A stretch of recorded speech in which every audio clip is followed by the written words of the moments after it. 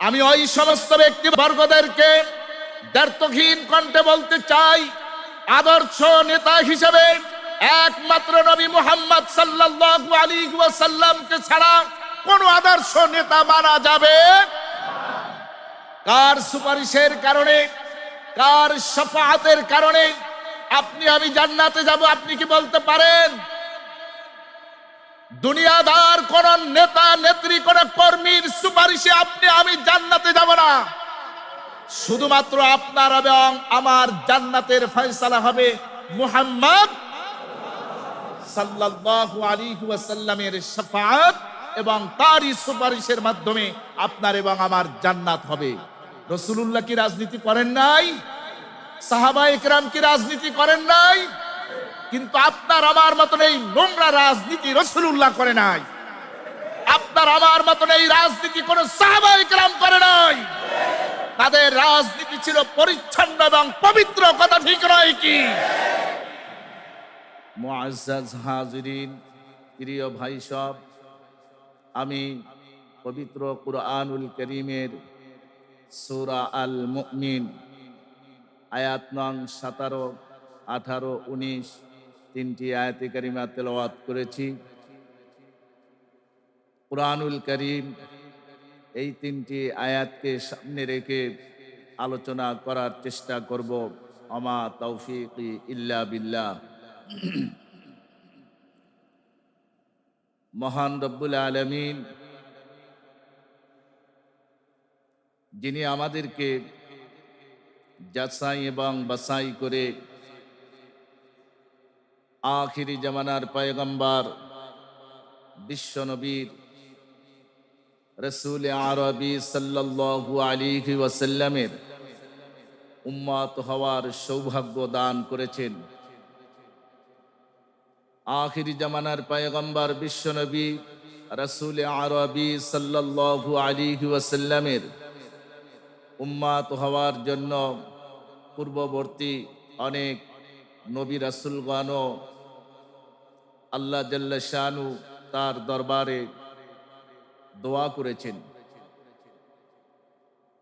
হযরতে ঈসা আলাইহিস সালামের দোয়াকে আল্লাহ তাআলা মঞ্জুর করেছেন। হযরতে ঈসা আলাইহিস সালাম তিনি শেষ মুসলমানদের যখন একটা ক্লান্তি লগ্ন ক্লান্তির সময় আসবে, মুসলমানদের উপর যখন অত্যাচার নিপীড়ন জুলুম হবে, আল্লাহ রাব্বুল আলামিন শেষ দিকে হযরতে ঈসা আলাইহিস সালামকে আবার দুনিয়াতে পাঠাবেন। বলার উদ্দেশ্য হলো, তিনি একজন জলিলুল কদর পয়গম্বর, অথচ তিনি এই নবীর উম্মাহ হওয়ার জন্য আল্লাহ তাআলার কাছে দরখাস্ত করেছেন, দোয়া করেছেন। আপনি আমি কখনো কি এই নবীর উম্মাত হতে পেরেছি? এজন্য কি 2 রাকাত সালাত আদায় করেছি কি কখনো? মনে পড়ে কি? তাহলে চিন্তা করে দেখেন, যেই জিনিস সস্তায় পাওয়া যায় সেই জিনিসের কদর থাকে না। যে জিনিস সস্তায় পাওয়া যায় সেই জিনিসের দাম থাকে না। তো আমরা বিনা দোয়া দরখাস্তে আল্লাহ তাআলা আপনাকে আমাকে বিশ্ব নবীজির উম্মাহ হওয়ার জন্য সৌভাগ্য দান করেছেন। যদি 2 রাকাত সালাত আদায় করতে না পারি, তবে মনে করে আজকের এখন থেকে কিছু পরে গিয়ে হলেও যে এই নবীর উম্মাহ হতে পেরেছি, এজন্য 2 রাকাত সালাত আদায় করা দরকার। তার কারণ হলো, আল্লাহ তাআলা এই পৃথিবীতে যত কিতাব পাঠিয়েছেন, সর্বশ্রেষ্ঠ গ্রন্থ আল্লাহ তাআলা আপনাকে আমাকে দান করেছেন। আল্লাহু আকবার বলুন।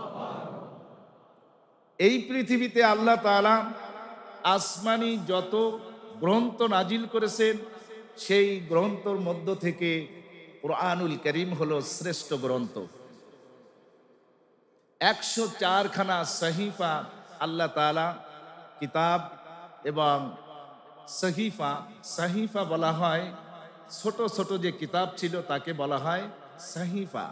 100 খানা সাহিফা নাজিল করেছেন, আর পূর্ণাঙ্গ কিতাব নাজিল করেছেন কয়খানা? কয়খানা? 4 খানা। তার মধ্য থেকে তাওরাত, জবুর, ইনজিল ও ফুরকান নামক কিতাব, এই 4টি হলো পূর্ণাঙ্গ কিতাব বলা হয়। এই তাওরাত এবং জবুর, ইনজিল, এই 3টি কিতাবের থেকে শ্রেষ্ঠতম কিতাব দান করেছেন যিনি, তিনি কে? আল্লাহ। কোন কিতাব সর্বশ্রেষ্ঠ কিতাবের নাম কি? কুরআনুল কারীম, কুরআনুল মাজিদ, বিভিন্ন নাম বলা হয়। তো যাই হোক, আমরা সর্বশ্রেষ্ঠ নবী পেয়েছি। আদম থেকে শুরু করে মুহাম্মদ সাল্লাল্লাহু আলাইহি ওয়াসাল্লাম পর্যন্ত আল্লাহ তাআলা নবী এবং রাসূলদের একটা ধারাবাহিকতা রেখেছেন। হযরতে আদম আলাইহিস সালাম তিনি হলেন সর্বপ্রথম নবী এবং মানুষও বটে। এই নবীদের আগমন শুরু হলো, যাত্রা শুরু হলো। সর্বশেষ নবীদের আগমন যাত্রা আল্লাহ তাআলা অব্যাহত যেটা রেখেছেন, এর মধ্যখানে অনেক নবী রাসূলগণ এসেছেন। সর্বশেষ যিনি আসলেন তিনি হলেন মুহাম্মদ সাল্লাল্লাহু আলাইহি ওয়াসাল্লাম।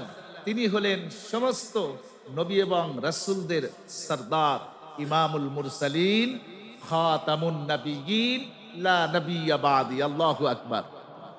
তিনি সর্বশ্রেষ্ঠ নবী, সমস্ত নবীদের নবী, ইমামুল মুরসালিন বলা হয়েছে, এবং সর্বশেষ নবী বলা হয়েছে খাতামুন নবিয়্যিন, লা নবিয়্যা বাদি। তারপরে আর কোন নবী আসবে না। তাহলে নবীর দিক থেকে আমরা সর্বশ্রেষ্ঠ নবী পেয়েছি, সুবহানাল্লাহ বলবেন না? কিতাবের দিক থেকে আমরা সর্বশ্রেষ্ঠ গ্রন্থ, সর্বশ্রেষ্ঠ কিতাব পেয়েছি। সে কিতাব হলো কুরআনুল মাজিদ, কুরআনুল কারীম। বিভিন্ন নামে আল্লাহ তাআলা ঘোষণা করেছেন। তাহলে নবীর দিক থেকে শ্রেষ্ঠ, কিতাবের দিক থেকে শ্রেষ্ঠ, উম্মার দিক থেকেও শ্রেষ্ঠ আমরা। তাহলে শ্রেষ্ঠ মানুষের কাজ কর্মটাও শ্রেষ্ঠ হওয়া উচিত, তাই নয় কি? শ্রেষ্ঠ কাজ হওয়া উচিত। এজন্য আল্লাহ তাআলা আপনাকে আমাকে এই দুনিয়াতে পাঠিয়েছেন কিছু দিনের জন্য, স্বল্প এবং অল্প সময়ের জন্য। এই স্বল্প এবং অল্প সময়ের মধ্যে, অর্থাৎ এটাকে আমরা ধরে নিতে পারি ম্যাক্সিমাম যেটা আমরা দেখি 50, 60, 70 বছর, 80 বছর ধরে নিলাম, তার থেকে আপনি বেশি হায়াত পাইলেন অথবা কম ব্যাস হয়েই থাকে। এই যে 150, 70, 80, 90 বছর বয়স আল্লাহ তাআলা আপনাকে আমাকে দিলেন, এই হায়াতটাকে আমাদের প্রত্যেকের গনিমত মনে করা উচিত। কি মনে করা উচিত? গনিমত মনে করা উচিত, দামি মনে করা উচিত। তার কারণ হলো পূর্ববর্তী নবী এবং রাসূলদেরকে আল্লাহ তাআলা দীর্ঘ হায়াত দান করেছেন। দীর্ঘ হায়াত, তারা 500, 1000 এরকমের কম ব্যাস তাদের বয়স ছিল, আরো কম ব্যাস ছিল। কিন্তু আপনাকে আমাকে একেবারেই অতি অল্প এবং স্বল্প হায়াত দিয়ে আল্লাহ তাআলা আপনাকে আমাকে দুনিয়াতে পাঠিয়েছেন। আমরা হায়াতের দিক থেকেও কম, অথচ এই স্বল্প হায়াতের ইবাদত বন্দেগী যেটা আমরা করি, পূর্ববর্তী নবী রাসূলদের উম্মতকে ছাড়িয়ে যেতে সক্ষম। আল্লাহু আকবার বলুন। তাহলে আপনার আমার এই স্বল্প হায়াত, এটাকে গনিমত, এটাকে দামি মনে করে আজকে থেকেই আমার জীবনকে, যে ভুলে ভরা জীবন ছিল সেই ভুলের থেকে আত্মশুদ্ধি হয়ে আমরা কোরআন এবং সুন্নাহ অনুযায়ী আমি আমার জীবনকে পরিচালনা করব তো ইনশাআল্লাহ। মুহাম্মদ সাল্লাল্লাহু আলাইহি ওয়াসাল্লাম যখন দুনিয়াতে আসছেন, তখন ওই যুগটাকে বলা হয় জাহালাতের যুগ বলা হয়, অন্ধকার যুগ বলা হয়েছে, বর্বরতার যুগ বলা হয়েছে। মানুষের প্রতি হিংসা, বিদ্বেষ, মারামারি, হানাহানি, কাটাকাটি, রক্তপাত, কলহ বিবাদে তারা লিপ্ত থাকত। শুধু তাই নয়, যদি কারুর সাথে কথার অমিল হয়েছে, মনে ভালো লাগেনি, তাদের সাথে যুদ্ধ বিগ্রহ যুগের পর যুগ করে গিয়েছে। বাবা যদি প্রতিশোধ নিতে অক্ষম হয়েছে, সক্ষম হয়নি, তার আওলাদদেরকে, তার সন্তানদেরকে নসিহা করে গিয়েছে, হে আমার বৎস, হে আমার সন্তানেরা, তোমরা শুনে রাখো, আমার সঙ্গে অমুক ব্যক্তির সঙ্গে যুদ্ধ বিগ্রহ ছিল, তার সঙ্গে আমার কোনোদিন মতের মিল হয় নাই, মনের মিল হয় নাই, তাকে কখনো আমি বন্ধুরূপে গ্রহণ করিনি, কিন্তু আমি তার সাথে আমার সারাটা জীবন যুদ্ধ বিগ্রহ করেছি, তাকে আমি হেনস্থ করেছি, তাকে পরাস্ত করার জন্য চেষ্টা করেছি, কিন্তু আমি সফল হতে পারিনি। হে আমার সন্তানেরা, তোমাদেরকে আমি নসিহা করে যাচ্ছি, তোমরা তোমাদের পিতার নসিহা গুলোকে পালন করবে। তোমরাও যতদিন পর্যন্ত বেঁচে থাকবে, যতদিন পর্যন্ত তোমরা জীবিত থাকবে, তোমার এই বাবার নসিহা গুলো তোমরা অক্ষরে অক্ষরে পালন করবে। তাদের সাথে কখনো তোমরা নৈতিকতা দেখাবে না, তাদের সঙ্গে কখনো কোনো ভালো আচরণ করবে না, তাদের সাথেও তোমরা যুদ্ধ বিগ্রহে লিপ্ত থাকবে। চিন্তা করতে পারেন যে মানুষটা কত অজ্ঞ হলে, কত জাহালাত হলে, কত মূর্খ হলে বাবা তার সন্তানদেরকে প্রতিশোধ নিতে পারেনি, এজন্য নসিহা করে যাচ্ছে। ওই বর্বরতার যুগে আল্লাহ রাব্বুল আলামিন তার পিয়ারা হাবিব রাসূল করিম সাল্লাল্লাহু আলাইহি ওয়াসাল্লাম, মুহাম্মদ সাল্লাল্লাহু আলাইহি ওয়াসাল্লামকে পাঠালেন। আল্লাহ তাআলা যখন নবুয়ত দান করলেন, নবুয়ত পাওয়ার পরে নবী করিম সাল্লাল্লাহু আলাইহি ওয়াসাল্লাম তিনি দ্বীনের দাওয়াত দেওয়া শুরু করলেন। কুরআনুল কারীম বলছে, আমি বলছি না, ইয়া কওমি ইবুদুল্লাহা মা লাকুম মিন ইলাহিন গায়রু আফালা তাত্তাকুন। নবী করিম সাল্লাল্লাহু আলাইহি ওয়াসাল্লাম তিনি তার জাতির কাছে, তার কওমের কাছে, তার দেশবাসীর কাছে, ইয়া কওমি ইবুদুল্লাহ, হে আমার কওম, হে আমার জাতির লোকেরা, তোমরা আল্লাহর ইবাদত করো। কার ইবাদত করবে? আল্লাহর ইবাদত ছাড়া অন্য কারো ইবাদত করা যাবে না। ইয়া কওমি ইবুদুল্লাহ, শুধুমাত্র, কেবলমাত্র, একমাত্র তিনি ইবাদত পাওয়ার উপযোগী, উপযুক্ত। কিন্তু আমরা কখনো কখনো আমরা কিছু কিছু হাতে গড়া জিনিসের সামনে আমরা আমাদের আপদা মস্তককে নত করি। আমার কপাল, আমার মাথা একমাত্র নত হবে কার সামনে? কার সামনে? একমাত্র যিনি আমার রব, যিনি আমাকে সৃষ্টি করেছেন, যিনি আমার খালিক, যিনি আমার মালিক, তার সামনে আমার মাথা নত হবে। কিন্তু আজকে ক্ষমতার বম্বে, ক্ষমতা পেয়ে আমরা কখনো কখনো নিজের ক্ষমতাকে আরো কুক্ষিগত করার জন্য, পাকাপুক্ত করার জন্য, আমার ঊর্ধ্বতম কোনো বস, কোনো অফিসার, কোনো ব্যক্তিবর্গ যদি আসে, তখন আমরা তার সামনে মাথাকে একটু নত করে দেই, মাথাকে ঝুঁকিয়ে দেই। তার মানে তিনি আমার দিকে তার নজরটা রাখবেন। এজন্য পৃথিবীর কোনো মানুষের সামনে, হাতে গড়া কোনো জিনিসের সামনে আল্লাহ তাআলা আপনাকে আমাকে এত সুন্দর করে বানালেন। কত সুন্দর করে বানিয়েছেন।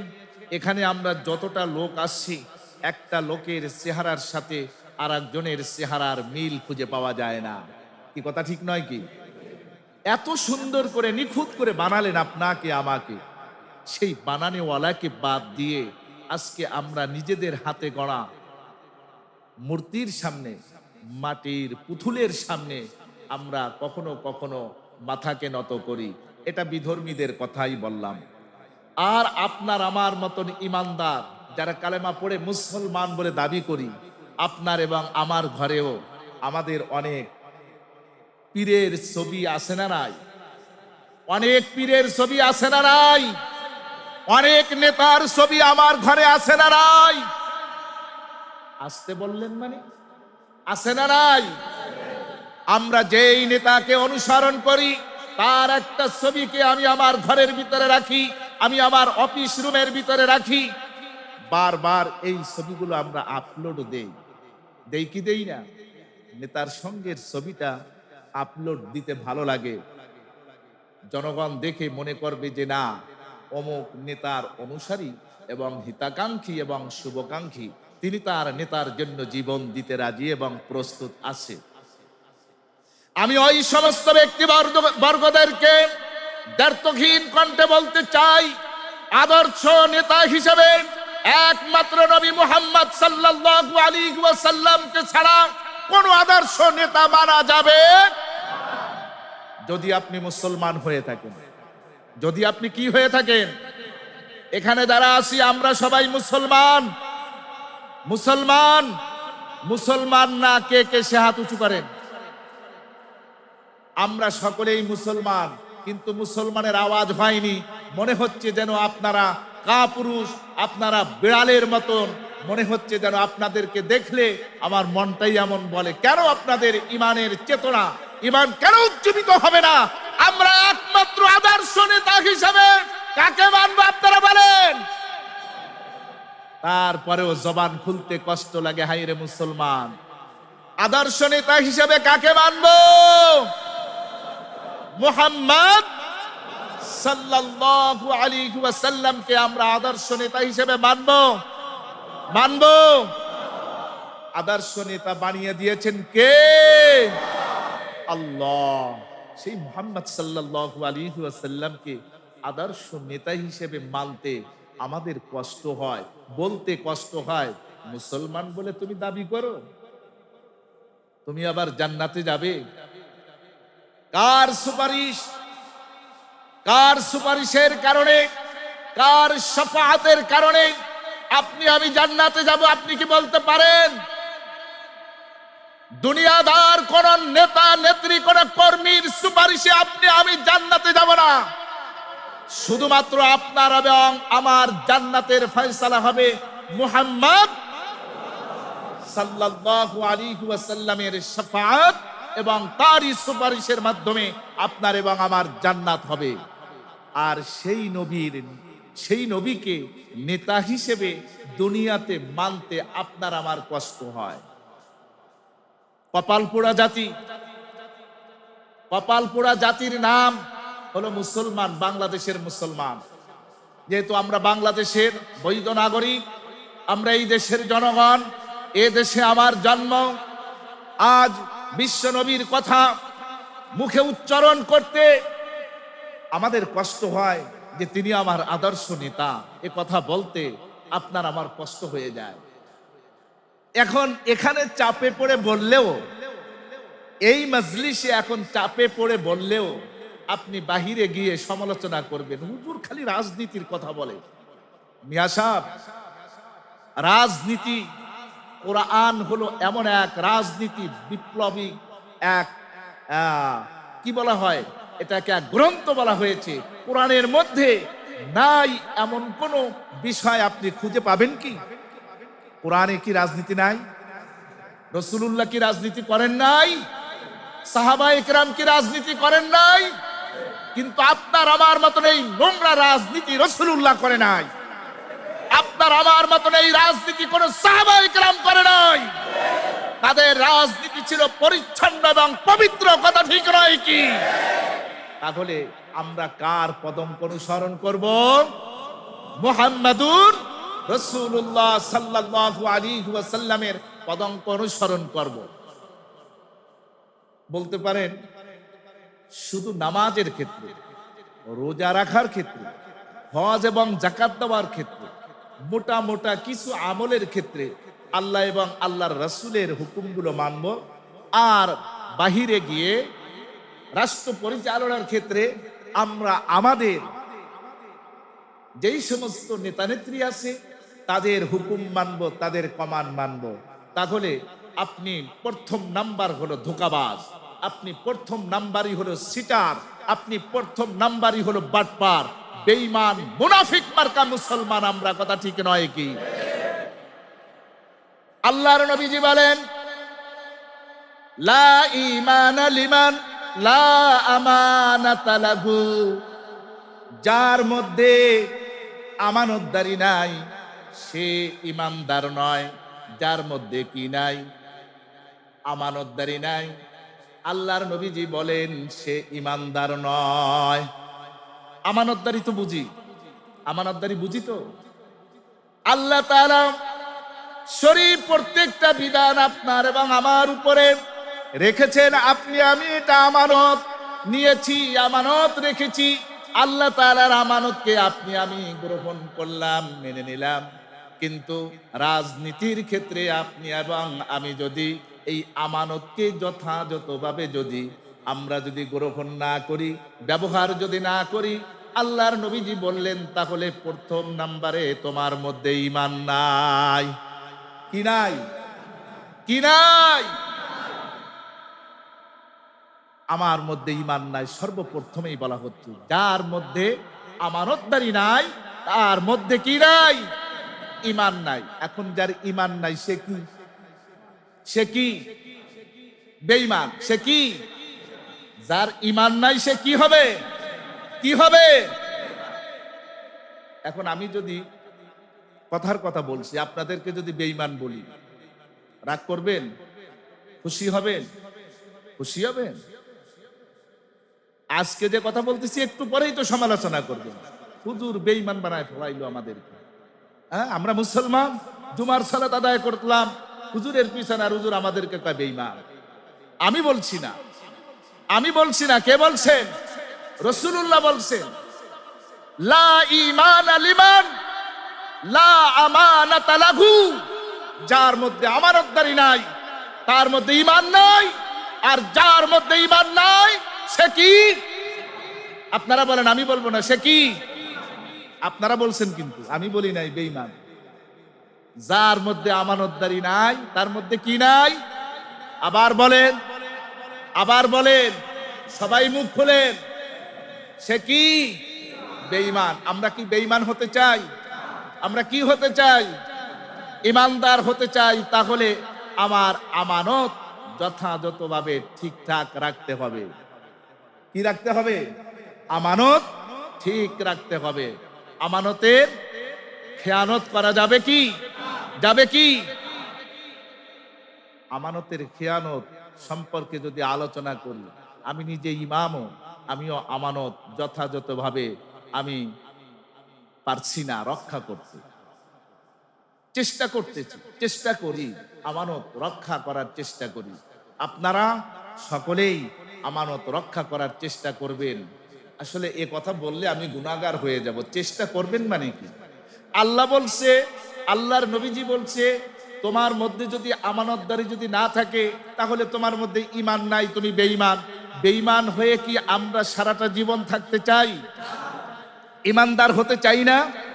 কথা তো অনেক বড় বড় কথা বলি।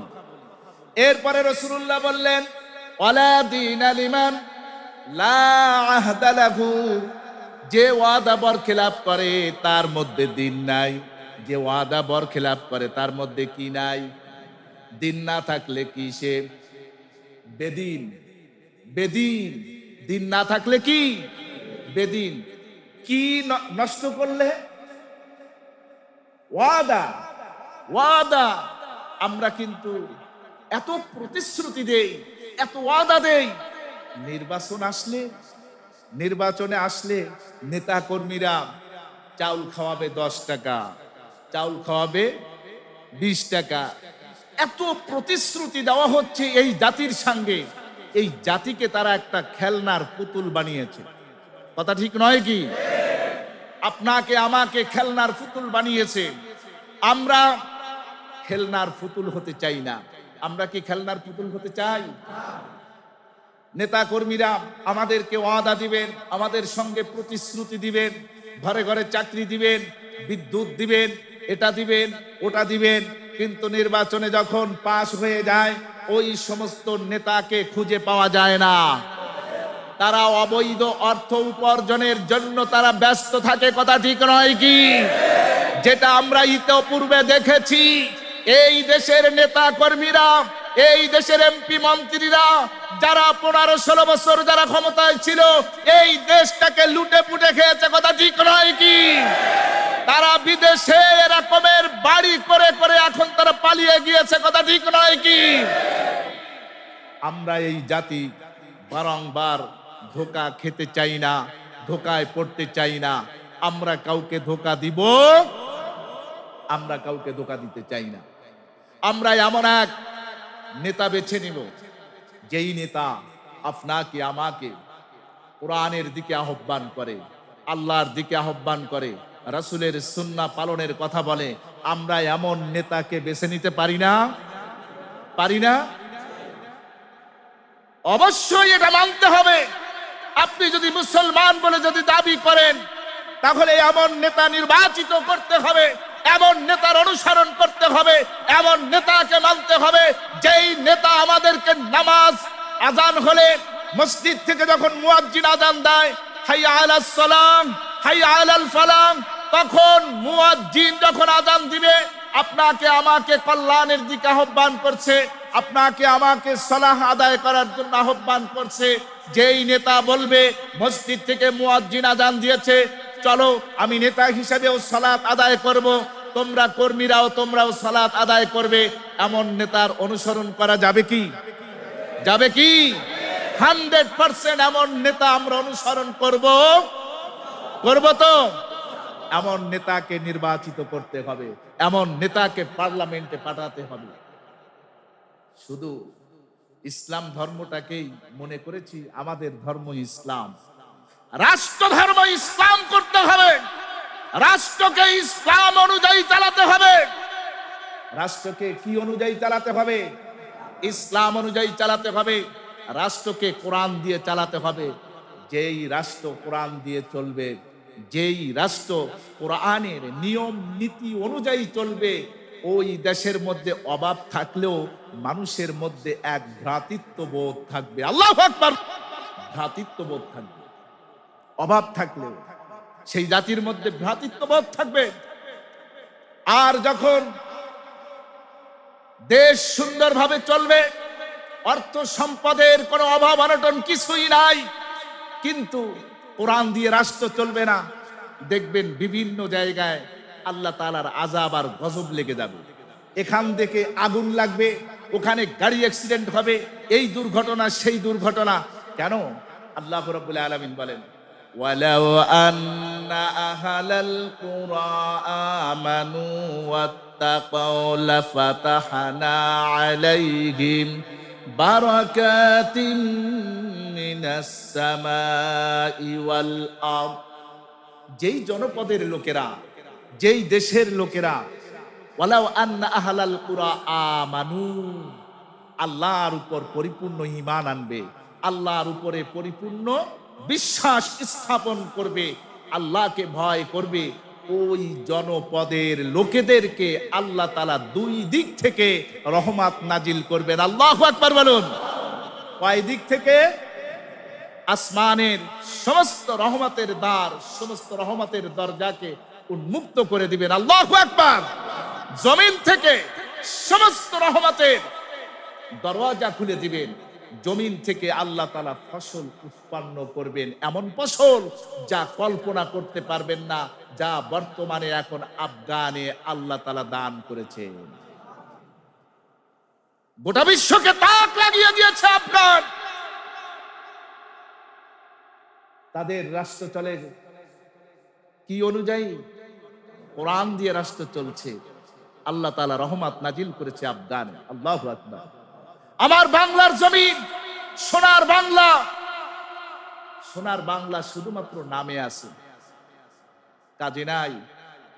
সব ম্যাক্সিমাম যারা রাষ্ট্র পরিচালনা করে তারা চোর, সিটার, বাটপার হয়, তারা লুটরাজ হয়। বাংলাদেশ থেকে ফুকলা করে ফেলেছে তারা চুরি করে। বর্তমান অন্তর্বর্তীকালীন সরকার ডক্টর ইউনূস, তিনি তো ঋণের বোঝা কাঁধে নিয়ে বসছে। দ্রব্যমূল্যের যে বর্তমানে যে ঊর্ধ্বগতি, কাকে কি বলবো এখন? কেউ কারো প্রমাণ মানছে না। যে যেভাবে পারে সে সেভাবেই চলছে। আল্লাহ তাআলা দেশের উপরে রহমত নাজিল করুন, বলুন আমিন। দেশ নিয়ে ষড়যন্ত্র এবং চক্রান্ত চলছে। দেশকে রাসূলুল্লাহ ভালোবাসতেন, রাসূলুল্লাহ দেশকে মহব্বত করতেন। সাহাবায়ে কেরাম দেশপ্রেমিক ছিলেন। আল্লাহ ওয়ালারা যারা আলেম ওলামা তারাও দেশপ্রেমিক হয়। রাজনীতির ক্ষেত্রে কোনো আলেম ওলামা থাকতে পারবে না, তাদেরকে দূরে সরায় রাখতে হবে। আলেম ওলামা শুধু মসজিদ এবং মাদ্রাসা, পীর এবং খানকা নিয়ে তারা থাকবে না, না, এটা ভুল ধারণা, এটা ভুল থিওরি, এটা ভুল সাজেশন, এটা ভুল ইনফরমেশন। এটা করা যাবে না। শুধুমাত্র ইমাম মসজিদে জুমার খুতবা দিবে আর 5 ওয়াক্ত নামাজ পড়াবে আর বাইরে দুশ্চরিত্রদের রাজত্ব চলবে, এটা হতে পারে না। ইমাম এখানে বসে যেমনি ভাবে কোরআন এবং সুন্নাহর সঠিক কথাগুলো বলবে, দিক নির্দেশনা দিবে, অনুরূপ ভাবে এই মহল্লায়, এই গ্রামে, প্রত্যেকটা মহল্লায়, প্রত্যেকটা গ্রামে, প্রত্যেকটা শহরের অলিতে গলিতে সমস্ত আলেম ওলামাদের কথা থাকবে, কোরআন এবং সুন্নাহর হক কথা থাকবে। ওই কোরআন এবং সুন্নাহ অনুযায়ী প্রত্যেকটা মানুষ যদি ব্যক্তি জীবন, পারিবারিক জীবন, সামাজিক জীবন, রাষ্ট্রীয় জীবন যদি এভাবে কোরআন এবং সুন্নাহ দিয়ে যদি সাজাতে পারে, ওই দেশের উপরে আল্লাহর রহমত অনিবার্য। ওই দেশের উপরে রহমত কি অনিবার্য, আল্লাহ তাআলা নাজিল করবেন। কিন্তু শুধু ইমাম, খতিব, শুধু মাদ্রাসার উস্তাদ, শিক্ষক, গুরুজন, তারা মাদ্রাসায় শুধু দর্শ দিবেন, ছাত্রদেরকে ইলম শিখাবেন, মসজিদে 5 ওয়াক্ত নামাজ ইমাম সাহেব পড়াবে আর বাহিরে কোনো কথা বলবে না, এমন কারণে এজন্য আল্লাহ তাআলা মুহাম্মদ সাল্লাল্লাহু আলাইহি ওয়াসাল্লামকে পাঠাননি এবং কোরআনও এজন্য আসে নাই। কোরআন এসেছে জাতিকে সজাগ করার জন্য, অজ্ঞতা, মূর্খতা, জাহালাত, বর্বরতাকে দূর করে দেওয়ার জন্যই আল্লাহ তাআলা মুহাম্মদ সাল্লাল্লাহু আলাইহি ওয়াসাল্লামকে পাঠিয়েছেন। এবং সর্বশ্রেষ্ঠ গ্রন্থ কোরআনুল কারীম আল্লাহ তাআলা পাঠিয়েছেন ওই যুগে, যেই যুগ বলা হয়েছে অন্ধকার। অন্ধকারের মধ্যে বাতি জ্বালিয়ে দিলে অন্ধকার দূরভীত হয়ে যায়, কথা ঠিক নয় কি? কোরআনুল কারীম নামক যে কিতাবকে আল্লাহ তাআলা পাঠিয়েছেন, ওই জাতি ছিল অজ্ঞতা, মূর্খতা, জাহালাতের ভরপুর ছিল। আল্লাহ তাআলা তখনই মুহাম্মদ সাল্লাল্লাহু আলাইহি ওয়াসাল্লামের উপর কোরআনুল কারীম নামক কিতাব পাঠিয়ে সমস্ত অন্ধকারকে দূরভীত করে দিয়েছেন। আল্লাহু আকবার। তাহলে সেই কোরআন আজও আছে না নাই? এই কোরআন গোটা বিশ্বে একই রকম ভাবে আছে না নাই? তাহলে এই কোরআন আমরা পড়তে চাই না, এই কোরআন দিয়ে রাষ্ট্র চলুক সেটা আমরা চাই না, কথা ঠিক না বেটি? কিন্তু কোরআন দিয়ে রাষ্ট্র চলুক এটা কি আপনারা চান? কে কে চান হাত উঁচু করেন।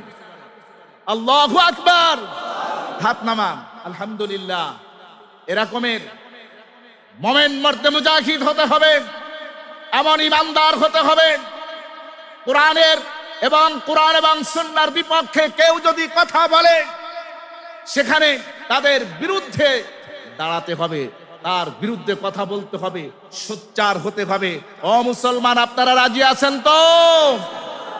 কোরআন সুন্নাহর বিরুদ্ধে কেউ যদি কথা বলে, এটা ব্যক্তিগত নয়, কোরআন সমস্ত মানব গোষ্ঠীর জন্য, কোরআন সমস্ত মানব জাতির জন্য, হেদায়েতের জন্য আল্লাহ তাআলা কোরআনুল কারীমকে পাঠিয়েছেন।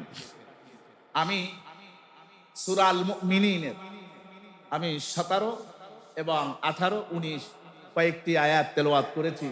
আসলে কথা বলতে বলতে তো অন্যদিকেই চলে গিয়েছি। গত সপ্তাহে আমি বলতেছিলাম যে ইয়াউমা হুম বারিজুনা লা ইয়াখফা আলাল্লাহি মিনহুম শাই লিমানিল মুলকুল ইয়াউমা লিল্লাহিল ওয়াহিদিল কাহ্হার। কিয়ামতের দিন আপনি দুনিয়াতে যা কিছু করছেন সব কিছু আল্লাহ তাআলার সামনে সব ওপেন হয়ে যাবে। কি হয়ে যাবে? ওপেন হয়ে যাবে, আর গোপন থাকবে না, সব প্রকাশ্য হয়ে যাবে। প্রকাশ্য আপনি নিজে নিজেই দেখতে পাবেন আপনি দুনিয়াতে যত অপকর্ম করেছেন, যত নাফরমানি করেছেন, যত অশ্লীল অসামাজিক কর্মকাণ্ড করেছেন, সবই আল্লাহ তাআলার সামনে কি হবে? ওপেন হয়ে যাবে, প্রকাশ পেয়ে যাবে। মসজিদে দান বাক্সগুলো ছেড়ে দেই, মুক্ত হস্তে দান করি, কথার দিকে লক্ষ্য রাখি। ইয়াউমা হুম বারিজুনা লা ইয়াখফা আলাল্লাহি মিনহুম শাই, সামান্য পরিমাণও যে ওপেন হবে না, গোপন থেকে যাবে, প্রকাশ্য আসবে না এমনটা না। সামান্য পরিমাণ যেটা আছে, যেটা ভালো এবং মন্দ করেছেন, তাও আল্লাহর সামনে কি পাবে? প্রকাশ পেয়ে যাবে। লিমানিল মুলকুল ইয়াউম, আর আল্লাহ তাআলা বলবেন আজকের রাজত্ব কার? আজকের রাজত্ব কার? আল্লাহ জিজ্ঞেস করবেন, জিজ্ঞেস করবেন আজকের রাজত্ব কার?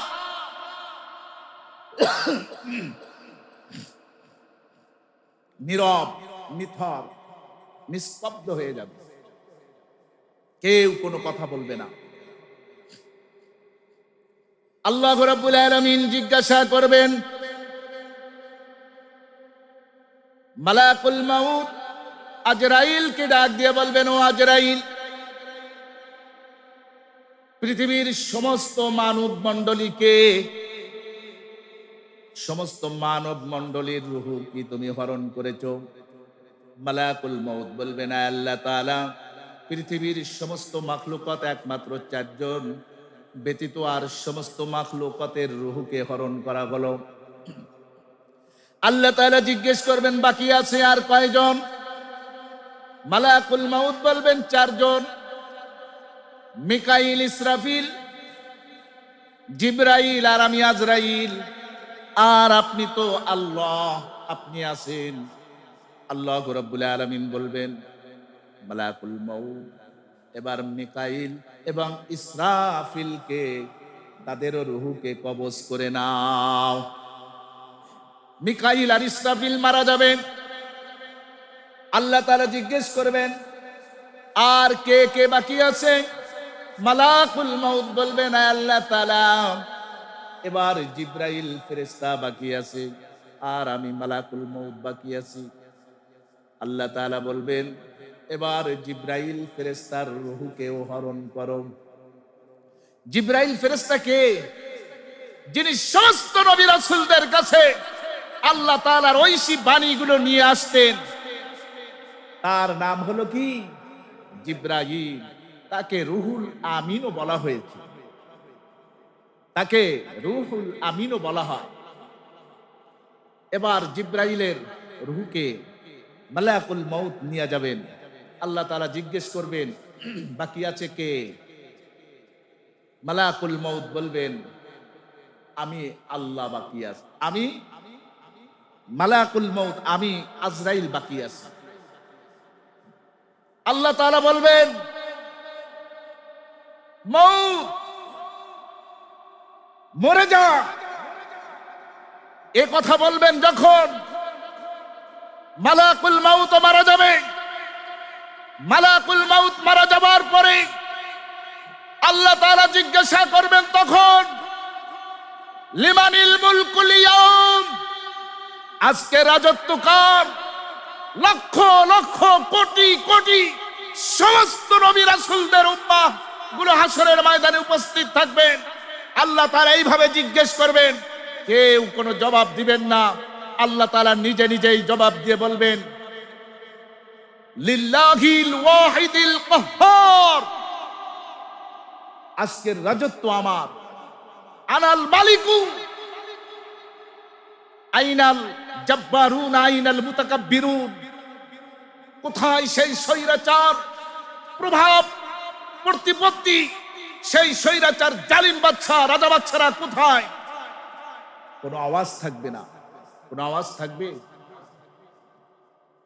আবার পুনরায় মানুষকে জীবন দান করা হবে, জীবন দান করা হবে পুনরায়। তখন কেউ কোনো সারা শব্দ দিবে না, কোনো কথা বলবে না। এবার হাসরের ময়দান কায়েম হয়ে যাবে। আলিয়াউমা তুজজা কুল্লু নাফসিন বিমা কাসাবাত লা যুলমাল ইয়াউম ইন্নাল্লাহা সারিউল হিসাব। আলিয়াউমা তুজজা কুল্লু নাফসিন বিমা কাসাবাত, প্রত্যেকটা মানুষ ভালো এবং মন্দ যা কিছু করেছে সব কিছু আল্লাহ তাআলার সামনে প্রকাশ পেয়ে যাবে। ভালো এবং মন্দর প্রতিদান আল্লাহ তাআলা কোন জায়গায় দিবেন? হাসরের ময়দানে। কোথায় দিবেন? এই যে দুনিয়াতে ভালো মন্দ যা কিছু করছি, আল-ইয়াউমা, আজকের দিন অর্থাৎ কিয়ামতের দিন অর্থাৎ বিচার দিবসের দিন, তুজজা, প্রতিদান পাওয়ার দিবসের নাম কি? মালিকি ইয়াউমিদ্দিন। বিচার দিবসের মালিক কে? আল্লাহ। তাহলে দুনিয়াতে যা কিছু করছি, আল-ইয়াউমা তুজজা কুল্লু নাফস, প্রত্যেক ব্যক্তিকে, বিমা কাসাবাত, যা আপনি আমি কামাই করেছি। এই কামাইয়ের অর্থ যা আপনি আমি দুনিয়াতে ভালো মন্দ যা কিছু করেছি, প্রত্যেক ব্যক্তিকে তার ভালো মন্দর প্রতিদান দেওয়া হবে। কোথায়? হাসরের ময়দানে। কোথায় দেওয়া হবে? হাসরের ময়দানে প্রতিদান দেওয়া হবে প্রত্যেকটা মানুষের, ভালো এবং মন্দ। ভালো এবং মন্দ, দুনিয়াতে যদি ভালো কাজ করে থাকেন তার প্রতিদান দেওয়া হবে, আর যদি মন্দ কাজ করে থাকেন, খারাপ আচরণ করে থাকেন, লুটরাজ সন্ত্রাসী যদি করে থাকেন, জিনা ব্যভিচার করে থাকেন, মদ পান করে থাকেন, জুয়া খেলে থাকেন, যত অশ্লীল যত অসামাজিক কর্মকাণ্ড আছে সব কিছুর শাস্তি ওই হাসরের ময়দানে আপনাকে আমাকে দেওয়া হবে। অর্থাৎ আপনি মনে মনে ভাবতে পারেন, আমি যদি অন্ধকার রাত্রে ঘরের ভিতরে লুকিয়ে যদি মদ পান করি, সেটা মনে হয় আমার আল্লাহ দেখবেন না। দেখবেন? পৃথিবীর কোন মানুষ দেখলো না আমি সুদ খাচ্ছি, আল্লাহ মনে হয় দেখবেন না। দেখবেন?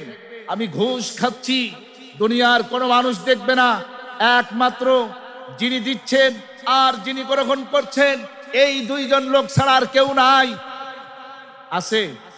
কে আছে? কে আছেন? আর আছেন কে? কিরামান কাতিবিন, সম্মানিত লেখকদ্বয় ফেরেশতারা লেখছেন আপনি আমি যা কিছু করছি, আর কেউ না দেখলেও আল্লাহ তাআলা দেখছেন। ফামান ইয়ামাল মিসকালা যাররাতিন খায়রান ইয়ারাহ ওয়া মান ইয়ামাল মিসকালা যাররাতিন শাররান ইয়ারাহ। সূরা জিলজাল আমপারা 30 নম্বর পারায় আছে না? অর্থ কি? ভালো এবং মন্দ যা কিছু আপনি করবেন, জাররা জাররা, যা অনুবীক্ষণ যন্ত্র দিয়ে দেখতে হয় এক জাররা, সেই জাররা পরিমাণ নেক আমল যদি করে থাকেন, আল্লাহ তাআলা হাসরের ময়দানে তার প্রতিদান দিবেন। আপনি যদি এক জাররা চুল নয়, চুলকে 70টা ভাগ করলে চওড়া ভাবে, অর্থাৎ অনুবীক্ষণ যন্ত্র দিয়ে যেটাকে দেখতে হয় তাকে বলা হয় জাররা বলা হয়। একটা বালু কণাকে, অর্থাৎ আপনি আমি যখন কোনো টিনের ঘরে অথবা ঘরে বসবাস করি, কোথাও যদি কোনো ছিদ্র থাকে, সেখানে যদি সূর্যের কিরণ পড়ে, দেখবেন সেখান থেকে ওই ছিদ্র থেকে দেখা যাচ্ছে সূর্যের কিরণের মধ্যে অসংখ্য অগণিত ধুলা বালু আছে না নাই? ওই একেবারে সেটাকে বলা হয়েছে জাররা। এক জাররা পরিমাণ ভালো কাজ করলে তার প্রতিদান দেওয়া হবে, এক জাররা পরিমাণ যদি আপনি অন্যায় অনাচার করে থাকেন তারও শাস্তি ভোগ করতেই হবে। আল্লাহ তাআলা ওয়ামা আনা বিযাল্লামিল লিল আবিদ, আল্লাহ তাআলা বান্দার উপরে জুলম করেন না। আল্লাহু আকবার বলেন। আল্লাহ বলেন, আমি আমার বান্দার উপরে কখনো কি করি না? জুলম করি না। আল্লাহ তাআলা প্রত্যেকটা মানুষের ভালো এবং মন্দের প্রতিদান দিবেন। কোন দিন? হাসরের দিন, কিয়ামতের দিন ভোগ করতেই হবে। লা যুলমাল ইয়াউম, আল্লাহ নিজে বলেন আমি কারো উপরে কি করি না, জুলম করি না। এত বড় ক্ষমতাধর বাদশা, রাজহাতি রাজ যিনি আল্লাহ জাল্লা শানু, আজকে তিনি যদি বান্দার উপরে যদি জুলম করতেন, আমরা এক দল আর এক দলকে দেখতে পারি না। যেই দল ক্ষমতায় থাকবে বিরোধী দলের সমস্ত মানুষকে আপনার অক্সিজেন, এরপরে পানি, হাওয়া, বাতাস এগুলো বন্ধ করে দিত। কথা ঠিক না বেঠিক?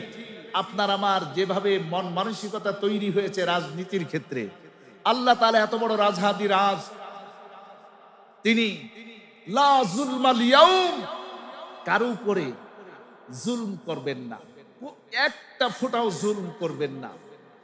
ইন্নাল্লাহা সারিউল হিসাব, আর আল্লাহ হলেন দ্রুত হিসাব গ্রহণকারী আল্লাহ। হাসরের ময়দানটা হবে 50 আলফা সানা, 50,000 বছর লম্বা হবে। কত বছর? হাসরের ময়দানটা 50,000 বছর লম্বা হবে।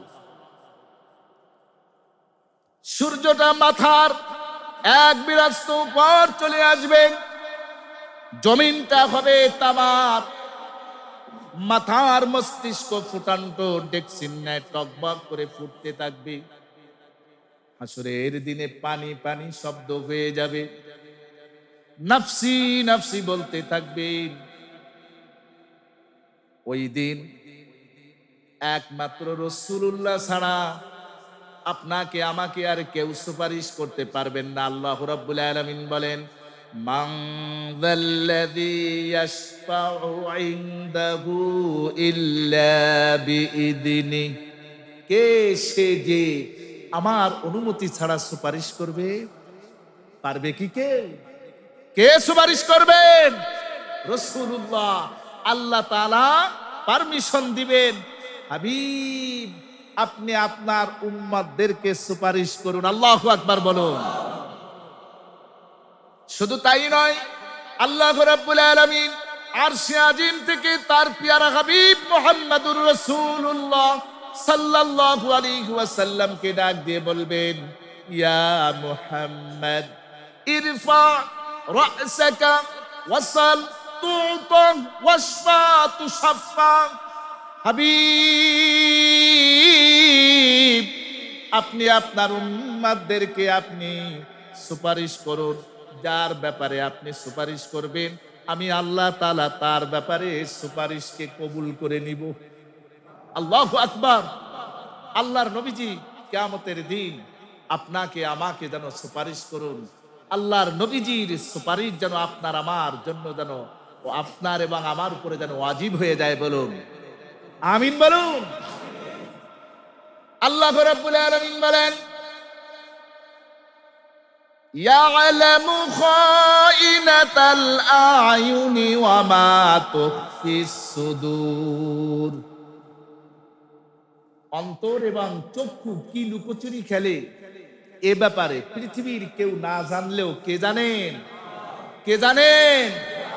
আল্লাহ রাব্বুল আলামিন তিনি জানেন। আপনার আমার অন্তরের মধ্যে কি লুকোচুরি খেলে কে জানেন?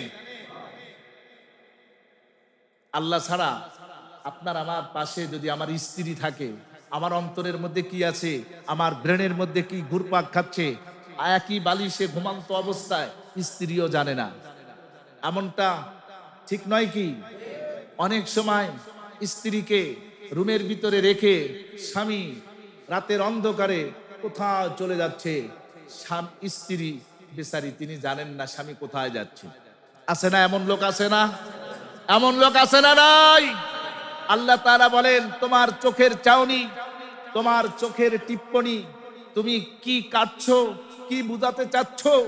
অনেক সময় কথা বলতে গেলে কিছু কিছু মানুষ আছে চোখ টিপ্পনি দেয়, চোখের টিপ্পনি কাটে, আছে না?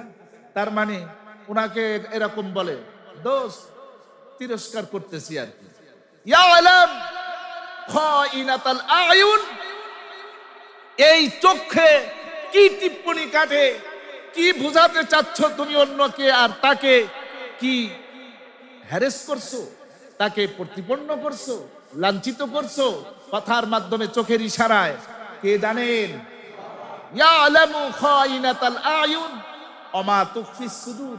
আর তোমার অন্তরে কি আছে সেটাও কে জানেন? আল্লাহ রাব্বুল আলামিন বলেন, ওয়া আনযিরহুম ইয়াওমাল আসিফাতি ইদিল কুলুবু লাদাল হানাজিরি কাযিমিন মালিয যালিমিনা মিন হামিমিন ওয়ালা শাফিঈ ইউতা।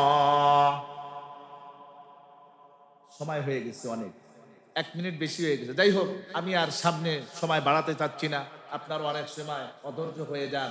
আসলে কোরআন হাদিসের কথা শুধু শুনতেই মন চায়, কিন্তু হুজুর মাগার মানুন না, মানবো না। হুজুর আপনি বয়ান করেন, এটা ভালো লাগে, শুনতেও ভালো লাগে, কিন্তু মানার কথা বললে তখন কষ্ট লাগে। কথা ঠিক না বেঠিক?